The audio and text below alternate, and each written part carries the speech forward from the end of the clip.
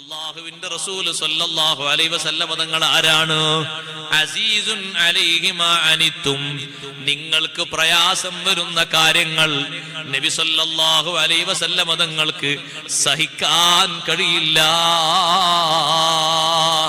നമ്മളോടുള്ള സ്നേഹമാണ് ആ പറയുന്നത്.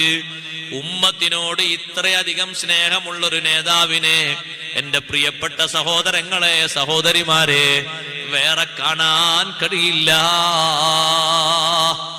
ഉമ്മത്തിന് വല്ല പ്രയാസം വരുന്നത് നബി സല്ലല്ലാഹു അലൈഹി വസല്ലം തങ്ങൾക്ക് അസഹനീയമാണ്.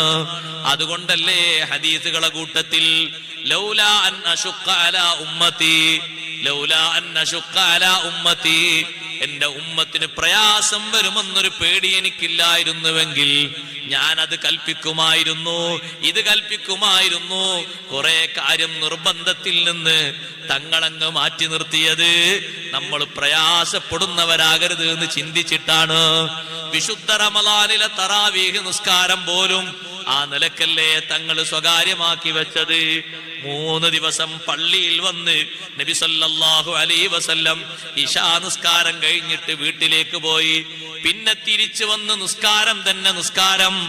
1-ാമത്തെ ദിവസം സ്വഹാബത്ത് കുറച്ചാളുകൾ അത് കണ്ട് നിസ്കരിച്ചു.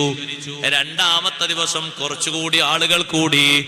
3-ന്റെ അന്നോ 4-ന്റെ അന്നോ ഇശാ നിസ്കാരം കഴിഞ്ഞ് വീട്ടിലേക്ക് കയറിയ തങ്ങൾ വീട്ടിൽ നിന്ന് പുറത്തിറങ്ങാതെ വീട്ടിന്റെ ഉള്ളിൽ നിന്നു.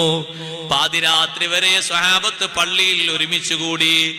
ഇപ്പോൾ വരും, ഇപ്പോൾ വരുമെന്നവർ പറയുന്നു. പലരും കൂറ്റനക്കുന്നു തങ്ങൾ പുറത്തു വരാൻ വേണ്ടി. ചെറിയ ശബ്ദത്തോടെ അവർ കൂറ്റനക്കുന്നു, തൊണ്ടേനയ്ക്ക് ശബ്ദമുണ്ടാക്കുന്നു. ആരും പുറത്തുനിന്ന് അല്ലാഹുവിന്റെ റസൂലിനെ ഉള്ളിലേക്ക് വിളിക്കൂല, അതൊരു ബഹുമാനക്കേടാണ്. എന്നാലും തങ്ങൾ വരണമെന്ന് അതിയായ ആഗ്രഹമുണ്ട്.